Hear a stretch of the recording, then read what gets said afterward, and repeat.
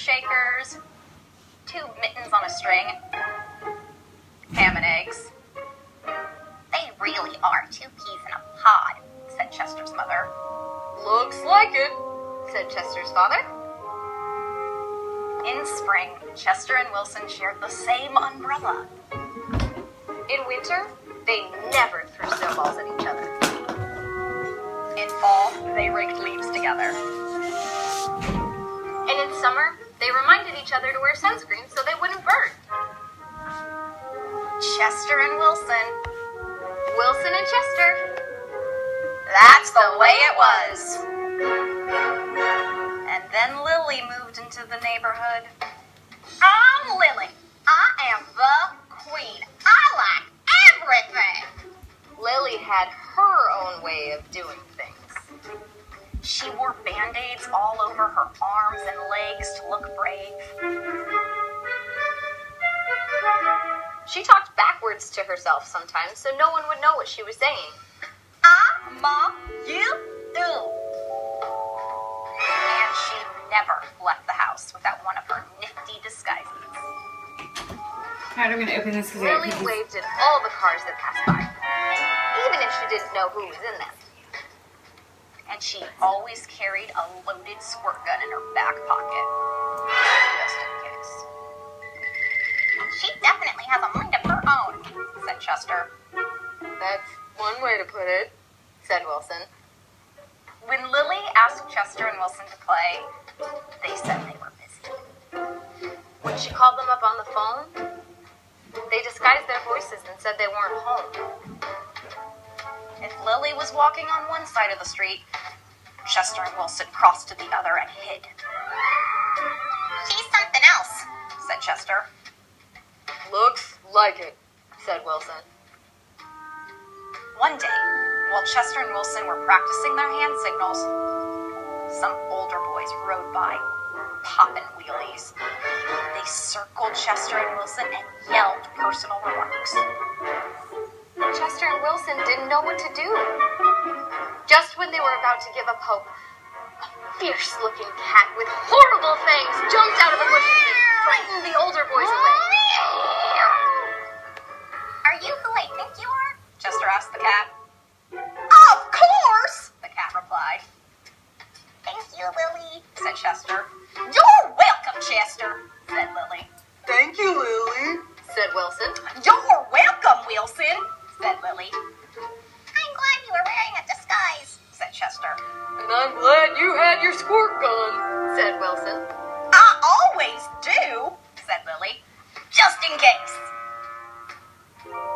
Afterward, Chester invited Lily over for lunch. You have a muscle mouse cup? Said Lily. Of course, said Chester. I do too, said Lily. Same here, said Wilson. Chester and Wilson cut their sandwiches diagonally. Lily asked Chester's mother if she had cookie cutters, and she made stars and flowers and bells. That's neat, said Chester. Wow, said Wilson. That night, Lily invited Chester and Wilson to sleep over. You have a nightlight, said Chester. Of course, said Lily. I do too, said Chester. Same here, said Wilson. Chester and Wilson wanted toast with jam and peanut butter for breakfast the next morning. Boring, said Lily. Try this instead.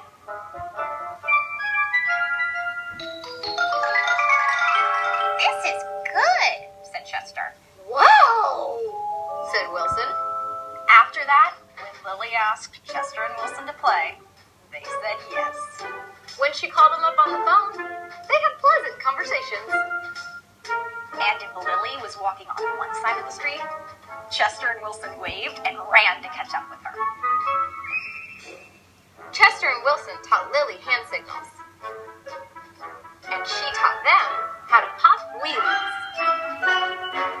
Lily taught Chester and Wilson how to talk backwards. I'm a nozzle.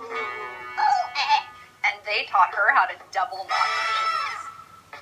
Some days I just can't tell those 3 apart, said Lily's mother. either, said Lily's father.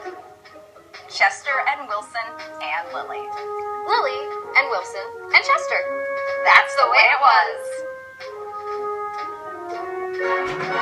For Halloween, they dressed as the three blind mice.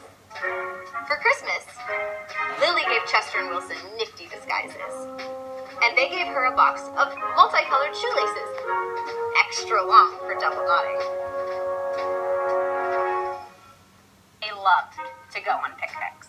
When Chester and Wilson told Lily about how they had each swallowed a watermelon seed once, Lily swallowed 3 of them. I'll grow a watermelon plant for each of us, she said.